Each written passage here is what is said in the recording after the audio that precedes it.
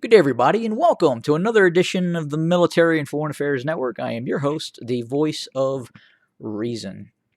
Today, we're continuing our coverage of the ongoing situation between Ukraine and Russia. And recently, there has been some moves on the political front in which, within the last 24 hours, we've seen French President Macron visit Vladimir Putin, and then come out of that meeting with a very optimistic view of possible de-escalation, and he also claims, meaning the French president claims that Vladimir Putin informed him that they would be withdrawing their forces from Belarus after the exercises that would be held February 10th to February 20th. Now, whether that happens or not is kind of really up to the Kremlin at this point.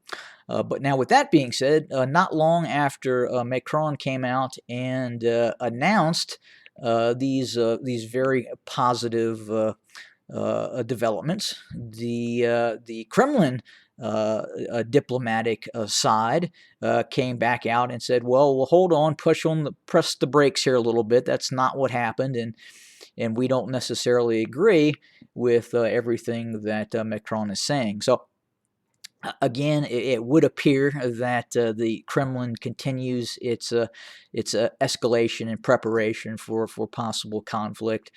And again, it really came out very quickly after the French president came out with some of those positive comments to really kind of dispel what the French president was saying.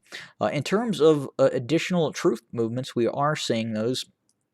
First and foremost, we are seeing now the elements of those landing ships that were moved from both the North Sea and the Baltic Sea Fleet. Our understanding is that the North Sea assets were actually moved into the Baltic, and then all 6 ships then departed the Baltic Sea, and we're now seeing those 6 vessels, including an improved Kilo class submarine, now getting ready to enter the Black Sea, and that will give the Russians additional assets within a very few days to quite possibly conduct landing operations along the coast of Ukraine, and or possibly resupply operations for forces that could be moving along the coast, such as in eastern Ukraine towards Mariupol, and then possibly pressing further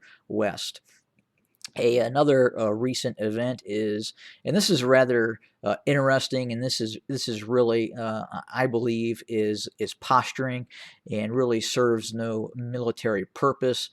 Is we are seeing the deployment of MiG-31Ks kilos to Kaliningrad, and as you know, the MiG-31K is designed to launch the air launch ballistic missile. It basically is a smaller version of the Iskander that can be launched from a MiG-31K at high altitude, high velocity. And again, if and the reason I say it's rather irrelevant is I doubt that a operation by this lone MiG-31 would really do anything. And compounding that, these aircraft that operate near Kaliningrad are at great risk of being shot down fairly quickly in the event of hostilities by air defense assets located in Poland, and then obviously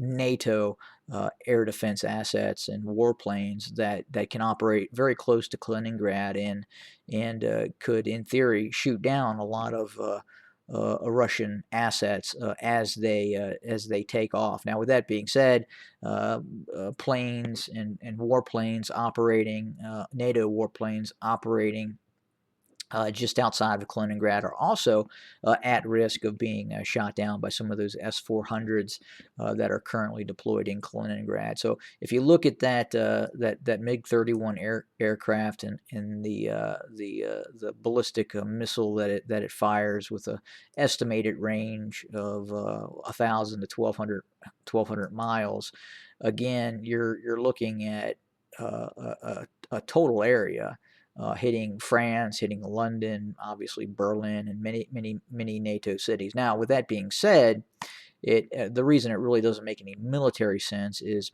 that aircraft could be launched from Belarus or airfields in Belarus, and still, if it launches its asset, its missile from the airspace inside of Belarus, it is still going to hit all intended targets in Europe.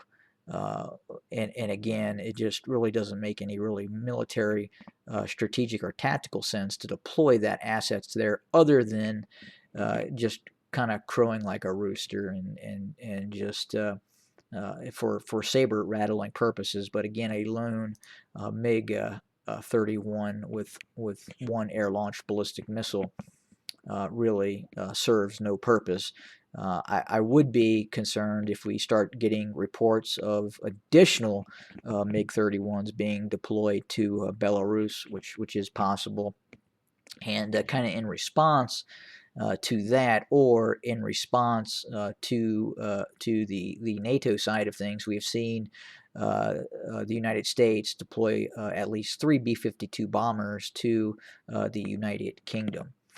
So again, those aircraft would have the ability to launch air-launched cruise missiles, and then obviously we have the Russians deploying the MiG-31K to Kaliningrad. So is it the chicken before the egg? Is it a Russian response to the B-52s, or is the B-52s a response to the MiG-31K being deployed to Kaliningrad? Again, very, very difficult to say at this point, but again, not a tremendous issue in terms of the military equation. I would say the MiG-31s would probably be more effective operating out of Belarus than Kaliningrad. They can hit all the targets that they would need to hit, firing their assets out of Belarus, as opposed to Kaliningrad. But being deployed to Kaliningrad, they're probably more susceptible to NATO air defense assets and air assets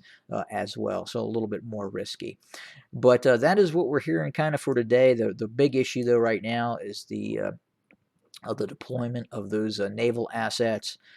We are also hearing that we're seeing both further North Sea Fleet assets and Pacific Fleet assets now being deployed into the Mediterranean. A Slava-class cruiser has entered the Mediterranean via the Suez Canal, and another Slava-class cruiser has entered the Mediterranean from the Atlantic Ocean as well, coming down from the North Sea Fleet. And additional support vessels and corvettes and frigates were also joining those two bigger cruisers.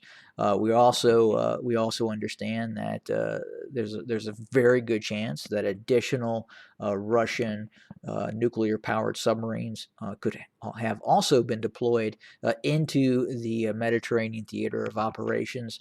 Again, that will be very, very difficult to track and become open source, as you just never hear about where those assets are indeed deployed, both with us, meaning the United States, and Russia as well. But you can bet the Russians have deployed additional nuclear boats into the Mediterranean or into the Atlantic Ocean in the event of some sort of hostilities breaking out between NATO and the Russian Federation.